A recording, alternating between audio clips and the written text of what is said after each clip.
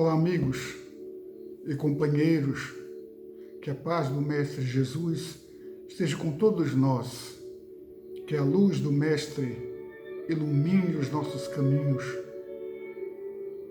as nossas mentes, o nosso coração, que possamos todos, nesses instantes que vamos conversar, sentirmos a presença do nosso anjo guardião falando aos nossos ouvidos, nos contando das experiências que os espíritos amigos vêm nos falar a respeito da vida futura, de forma que nós possamos alicerçá-los neste sentimento de ser humano, filhos de Deus, possamos aproveitar tudo aquilo que de bom a espiritualidade tem para nós. Nós estamos, companheiros, estudando o Livro dos Espíritos. E no Livro dos Espíritos nós estamos estudando o livro de número 4, que fala de esperanças e consolações. Capítulo 2 de penas e gozos futuros. Desde a semana passada nós estamos estudando o item que fala sobre a natureza das penas e gozos futuros. Se estão entre as questões ou perguntas 965 a 982. Então que Deus nos abençoe, nos ilumine e nos conceda a sua paz.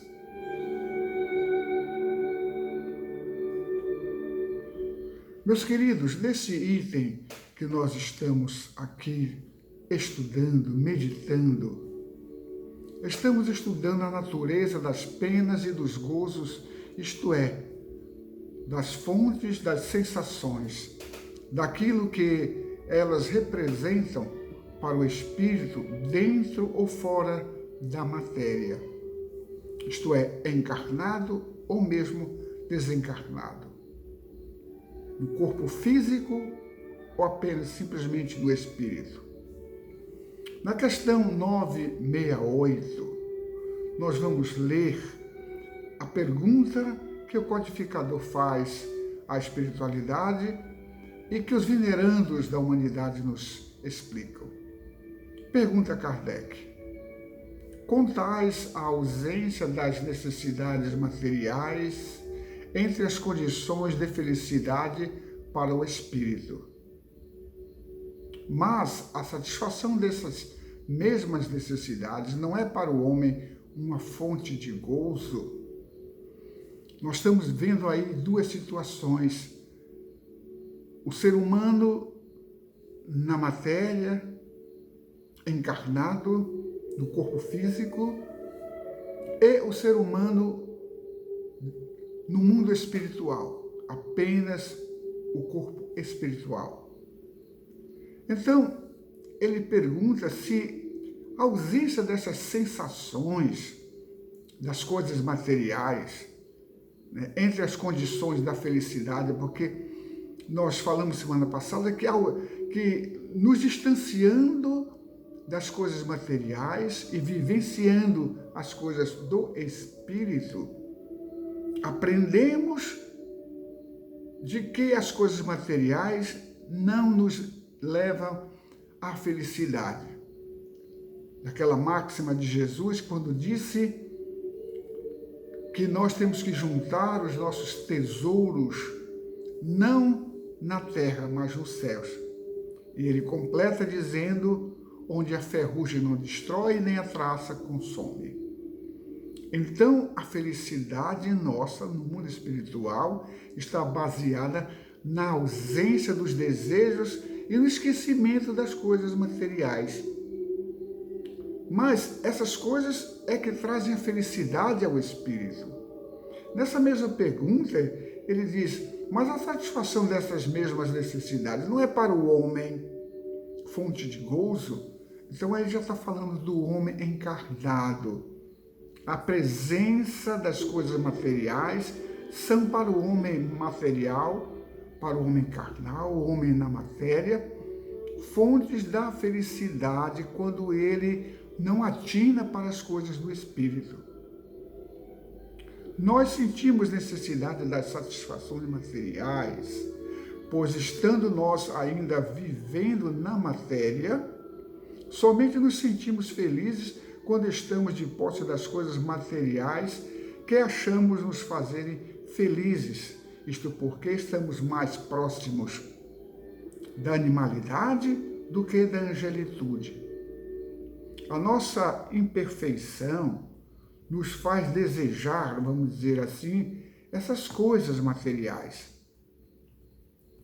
Mas quando nós estamos espiritualizados, as atenções nossas das coisas materiais, que nos aponta para uma felicidade assim no mundo físico, essas coisas passam a significarem muito pouco para aquele que vive visando as coisas do Espírito. Ao adentrarmos no mundo espiritual, passamos a compreender melhor o sentido da verdadeira felicidade. Quando nós percebemos de que os bens materiais, as conquistas materiais, o bem-estar do prazer das coisas carnais, da coisa da matéria, quando deixamos o corpo físico, tudo isso fica. E nós não levamos nada ao mundo espiritual daquilo que é material, mas levamos sim aquilo que é imaterial, as virtudes. Levamos ao mundo espiritual as benécias do nosso proceder no mundo físico, mas também vai conosco as sensações das coisas que nós fizemos equivocadamente, do bem que estava à nossa disposição e nós não o praticamos. Então, é causa de sofrimento para nós, no mundo espiritual, saber de que tivemos as chances de estarmos hoje, no mundo espiritual, numa condição mais elevada, onde o desejo, as sensações das coisas materiais não mais nos importam, porque elas ficaram. Então, a satisfação do Espírito é sim na sua virtude. É nisso que se manifesta a chamada angelitude, quando o Espírito vence as suas mazelas das coisas materiais. Vamos então avançar e vermos na questão 969. Kardec pergunta: o que se deve entender quando se diz que os espíritos puros estão reunidos no seio de Deus e ocupados em lhe cantar louvores? O que se deve entender quando se diz que os espíritos, as almas, os homens desencarnados, que são puros de espírito, eles estão reunidos louvando a Deus com cânticos e louvores? Que pensar disto? A espiritualidade responde, vamos ficar bem atentos para esse ponto, essa resposta. Ele diz que é uma alegoria para dar ideia da compreensão que eles têm das perfeições de Deus, pois o veem e compreendem, mas como tantas outras, não se deve tomá-la ao pé da letra. Há trechos bíblicos que falam sobre essa questão do louvor a Deus, da sua grandeza. No livro de Isaías, no capítulo número 6, fala, entre os versículos primeiros, de 1 até o 4, há uma visão do profeta Isaías, onde ele fala de que esteve na presença do Senhor em espírito e viu entidades angelicais cantando e louvando a Deus, dando graças pela sua grandeza. Já no livro de Apocalipse, João Evangelista descreve isso para nós, no capítulo número 4, ele fala ali a respeito desse mesmo sentido do louvor a Deus, do canto e da adoração, onde ele fala também de 4 entidades espirituais que igualmente cantam e louvam a Deus pela sua grandeza, pelo seu poder, como se estivessem ali adorando a Deus, prostrados e cantando louvores. Isso nos traduz para a seguinte questão: as religiões nos ensinam de que nós vamos estar cantando e adorando e dando glórias a Deus quando estivermos na glória, quando estivermos no céu. Então a espiritualidade nos fala que isso é uma questão de uma alegoria, porque Deus, na sua grandeza, ele é louvado por tudo aquilo que é a natureza, pelos raios do sol, pela chuva, pelo vento, pelas árvores, pelos frutos, pelos cantos dos pássaros, pelo passar do vento nas folhagens, pelos ninhos que abrigam os filhotes dos pássaros, pelos peixes nas suas profundidades, pelas aves do céu. Diz a espiritualidade que tudo isso que Deus criou tem em cada um o sentido do louvor, da gratidão, de compreender a grandeza de Deus. Não de que nós, ao desencarnarmos, vamos estar com harpas e o tempo inteiro cantando e louvando. Estamos escutando agora uma música composta por Bach, onde ele fala que Jesus é a alegria dos homens. Sim, quando estivermos no mundo espiritual, vamos cantar sim louvores, agradecendo a Deus por tudo. Mas vamos estando aqui, ainda no corpo físico, também louvar a Deus, não somente com os cânticos, com as boas leituras, mas com as atitudes, com os pensamentos, com o amor expresso das nossas ações, despidos daqueles sentimentos nefastos de inferioridade da matéria. Então, a espiritualidade dá continuidade a isso, a essa resposta, dizendo: toda a natureza, desde o grão da areia, canta, ou seja, proclama o poder de Deus, a sabedoria e a bondade de Deus.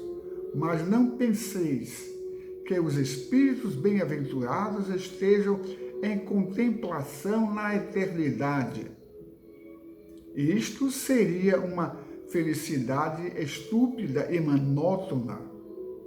E mais ainda, a felicidade do egoísta, pois a sua existência seria uma inutilidade sem fim.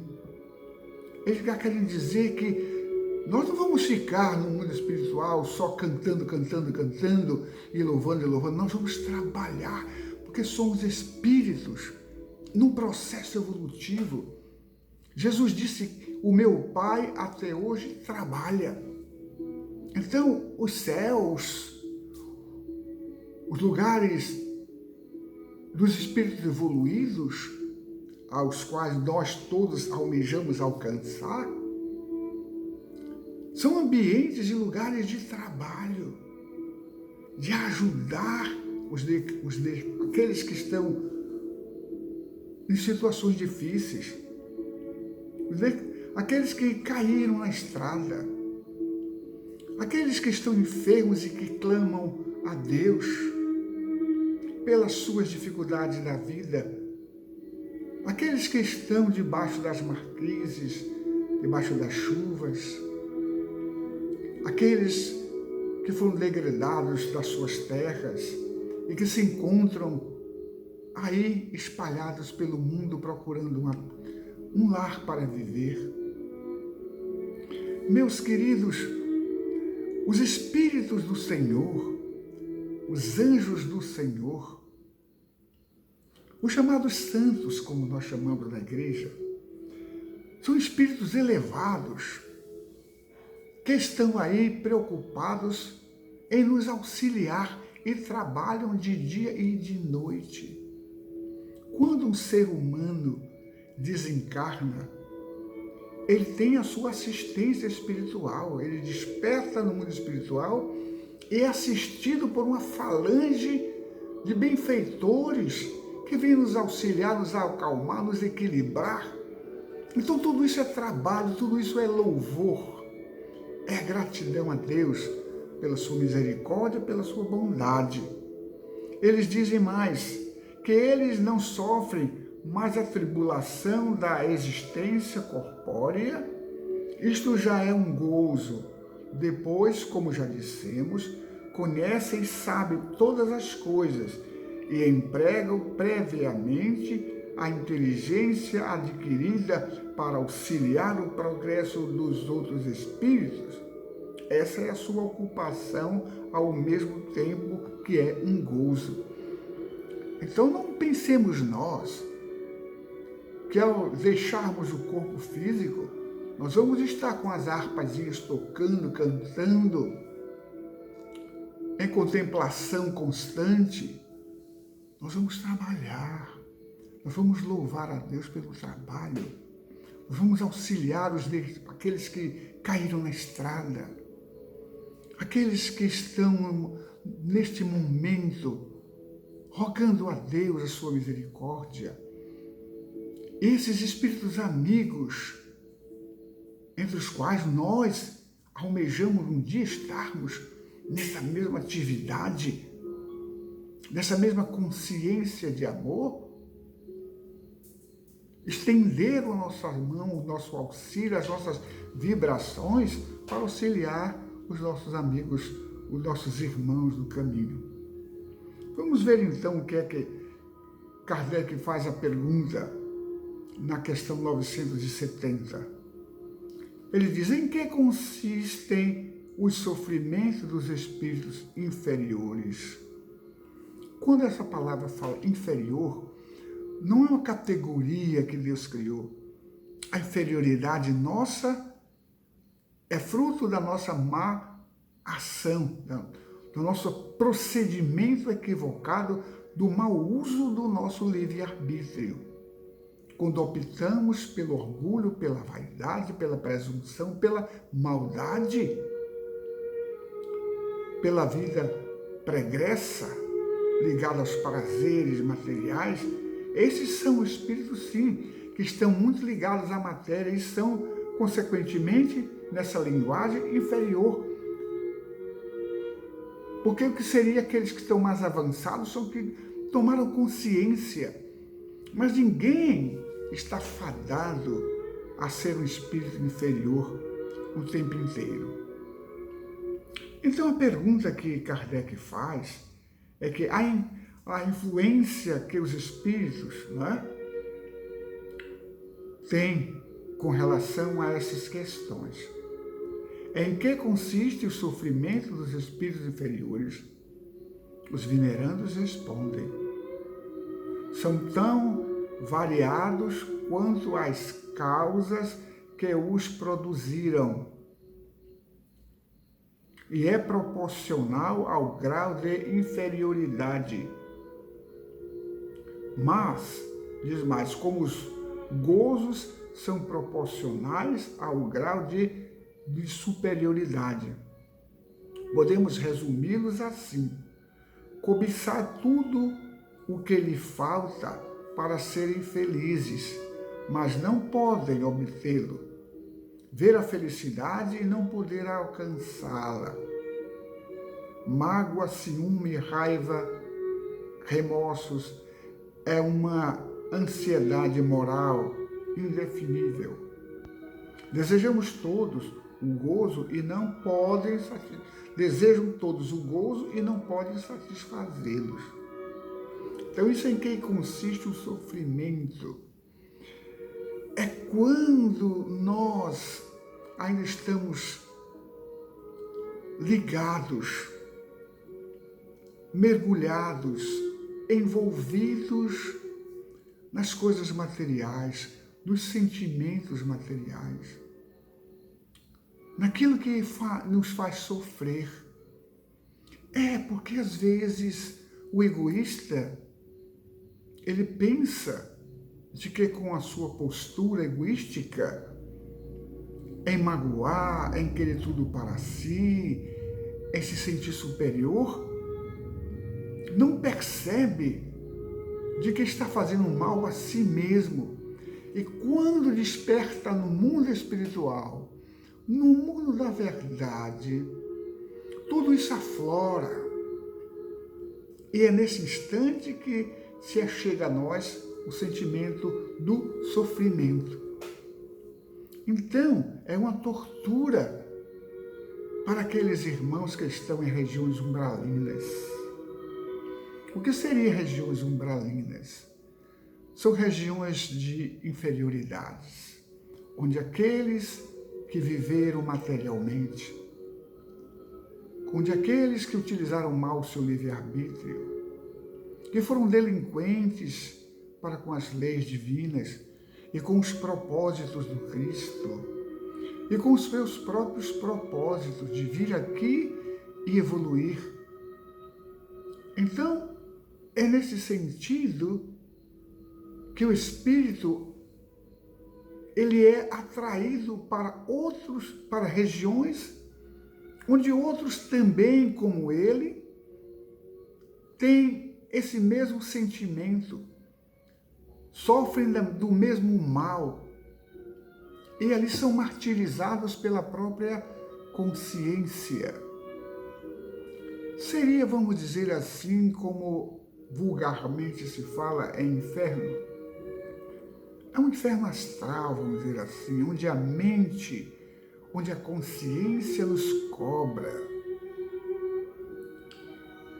sim, aquilo que nós deveríamos ser e não fomos, o que deveríamos fazer e não fizemos, aquilo que poderíamos doar e guardamos para nós, aquilo que poderíamos praticar o bem e praticamos a maldade ou o desprezo.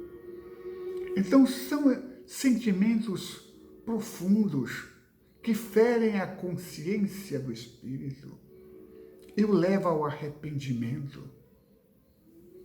Lembrem-se daquela parábola que Jesus conta do mal rico e Lázaro, onde aquele irmão é levado para os lugares de sofrimento, onde a sua consciência o acusa de dia e de noite do seu mau proceder. E o seu sofrimento maior é quando ele pode vislumbrar que Lázaro, aquele que viveu da humildade, não porque era pobre, mas porque era humilde, mas porque aquele homem que vivia os desígnios de Deus e que veio aqui resgatar os seus males. Ele vislumbra a Lázaro no ambiente de gozo e de prazer e de alegria e de felicidade. Então, isso é um tormento para o mal rico, quando ele diz: Pai Abraão, manda então Lázaro vir até aqui e molhar um pouco a minha língua, porque estou aqui atormentado. E o pai Abraão responde, vocês sabem dessa parábola, né? Ele disse que não é possível que ele passe para ali, porque há um grande abismo entre nós e vós. Não é um abismo físico, é um abismo vibracional, onde aquele que pratica o mal, aquele que é delinquente, aquele que é materialista, no sentido do apego às coisas materiais, dessa vida material, essa vida carnal, onde aqueles que estão lá que estão nessa situação, são atraídos entre si para essas regiões de sofrimento, onde então o espírito começa a sofrer muito mais, porque as suas consciências começam a cobrar e ver a felicidade do seu semelhante. Lembra como disse Pai Abraão? Ele disse que hoje Lázaro é consolado e você é atormentado. Então, meus irmãos, vamos ficar atentos para essas coisas. Questão 971a diz: então a morte não nos livra da tentação? Os espíritos dizem não, mas a ação dos maus espíritos é muito menor sobre os outros espíritos do que sobre os homens, pois aqueles que não estão sujeitos às paixões materiais, esses sim, que não estando sujeitos às paixões materiais, sentem-se situações de conforto, de paz e de alegria. Então vamos despertar para essas coisas. Vamos despertar para o amor. Vamos despertar para os nossos compromissos que assumimos diante de Deus, para que nós possamos assim, quem sabe, alcançarmos as regiões celestiais, onde o prazer, a alegria e a satisfação é estar na presença do Senhor. Que Deus nos abençoe a todos, nos conceda uma semana de muita paz, que a luz de Jesus esteja no seu caminho, meu amigo, meu irmão, que ela brilhe em seu caminho, ilumine a sua vida, dos seus parentes, dos seus amigos, da sua família. Fica com Deus. Semana que vem nós voltaremos a este mesmo assunto. Que assim seja.